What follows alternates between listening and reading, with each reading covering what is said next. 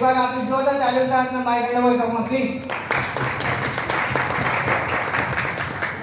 सुबह लिखती हूँ शाम लिखती हूँ, सुबह लिखती हूँ शाम लिखती हूँ, दिलोए तमाम लिखती हूँ, वो कलम भी हो गई है दीवानी जिससे माउस न्यूट्रिशन का नाम लिखती हूँ। Myself Kritika Rahiman from Yamunanagar. और इस सिस्टम से जब मैंने शुरुआत करी 16 अक्टूबर 2022 फर्स्ट डे से स्टार्टिंग करी। सबसे पहले तो मैं धन्यवाद करती हूँ उस ईश्वर परमात्मा का।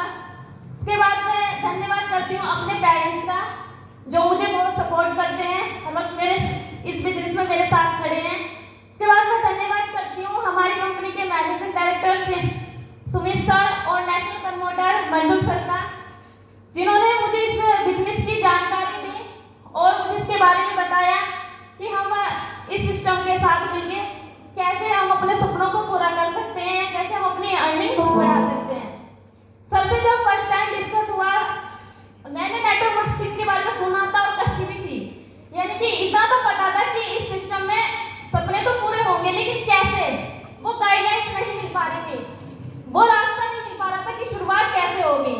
तो सर ने जब इसकी जानकारी दी, शुरुआत करी, और शुरुआत करने पर जो समस्या सबके साथ होती है वो फिर मेरे साथ भी के लोग नहीं जुड़ते है ना शुरुआत में। तो धीरे धीरे लेकिन ये भी प्रयास करते रहे, क्योंकि टारगेट सेट था कि करना तो एमएनसी है, पैसा तो यहीं से आएगा। स्टार्टिंग करी, 1 महीना 2 महीने 3 महीने, कोई रिजल्ट नहीं मिला, लेकिन फिर भी हिम्मत नहीं आ रही, क्योंकि सर ने एक बात कही थी कि अपने आप को क्या करो आप ऐसे कर दो। यानी कि जैसे आपने देखा है कि घोड़े के ऊपर एक पट्टा लगा होता है ना, उसे याद ना तो इधर का दिखाई देता और ना ही इधर का, उसका टारगेट सिर्फ फिक्स होता है कि मुझे सीधे जाना है।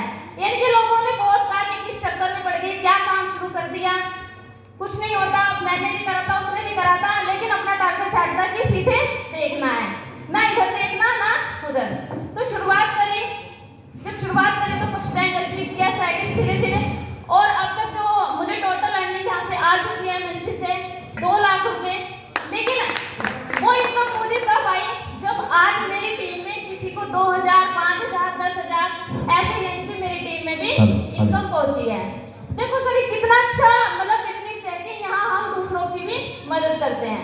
आज क्या होता है, वरना अगर कोई एक परचून की शॉप खुल जाए और साथ में एक शॉप और खुल जाती है, तो क्या होता है आपस में कंपटीशन। वो व्यक्ति सोचता है कि इसकी दुकान पे ग्राहक नहीं जाना चाहिए और दूसरा सोचता है उसके पे नहीं जाना चाहिए।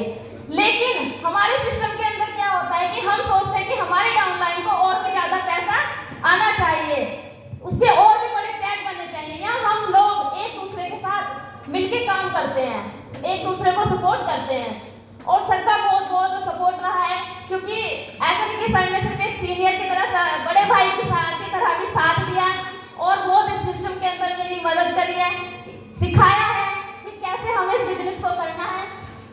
और एक स्टोरी मुझे याद आ रही है, एक बार क्या होता है कि एक दरबार लगा होता है अकबर का, और सभी लोग भोजन करते हैं, तभी अचानक से बीरबल आते हैं। तो अकबर क्या करते हैं, ताली बजाता है, तो सभी लोग भोजन करना बंद कर देते हैं। अकबर बोलते हैं बीरबल आओ भोजन ग्रहण करो।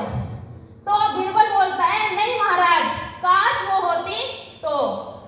अकबर फिर से बोलता है कि आओ बीरबल भोजन ग्रहण करो, लेकिन बीरबल फिर से क्या कहता है कि नहीं महाराज, काश वो होती तो। अकबर ताली बजाता है और सभी लोग भोजन करना बंद कर देते हैं कि बीरबल पहले ये बताओ काश वो क्या होती। तो बीरबल बोलता है महाराज, काश मुझे भूख होती तो। यानी कि सर इस बिजनेस को भी वो लोग करेंगे जो पैसा कमाने की भूख रखते हैं, इस बिजनेस को भी वो लोग करेंगे जो अपने अंदर एक जिद लाते हैं, जो बिजनेस यानी कि जो पैसा ज्यादा से ज्यादा पैसा कमाने की हिम्मत रखते हैं। आज हम लोग देखते हैं, जैसे हम प्लान देने जाते हैं, बात होती है, तो कुछ लोग मिलते हैं कि नहीं नहीं ये मेरे स्टेटस का बिजनेस नहीं है, मेरे पास तो बहुत पैसा है, मेरे पापा ने तो बतेरी जमीन, इतने किले हमारे पास है, हमें जरूरत ही नहीं है इस बिजनेस को करने की। तो मैं पूछती हूँ कि वो जो पैसा तुम्हारे पास है, या जो वो इतने किले तुम्हारे पास है, वो तुम्हारे बाप दादा के हैं, अपने दम पे क्या है। यानी कि जैसे आज हम लोग पुराने उसी चीज को गा रहे हैं कि हमारे बाप दादा हमारे लिए इतना छोड़ गए थे, क्या कल तुम्हारे बच्चे, कल तुम्हारे जो बच्चे बड़े होंगे वो नहीं पूछेंगे कि हमारे पापा हमारे लिए क्या छोड़ के गए। तो जाएगा। और लास्टली, कभी कभी मैं सोचती हूँ बहुत देर से आई हूँ, कभी कभी मैं सोचती हूँ बहुत देर से आई हूँ, मुझे राजा सांगा के युग में आना था, एक हाथ से लड़ा वो वीर, मुझे बिन हाथ के लड़ना था। कभी कभी मैं सोचती हूँ मैं बहुत देर से आई हूँ, मुझे राजा अकबर के युग में आना था, बीरबल से भी तेज अपनी बुद्धि को दर्शाना था। कभी कभी मैं सोचती हूँ मैं बहुत देर से आई हूँ, मुझे सन 1940 में आना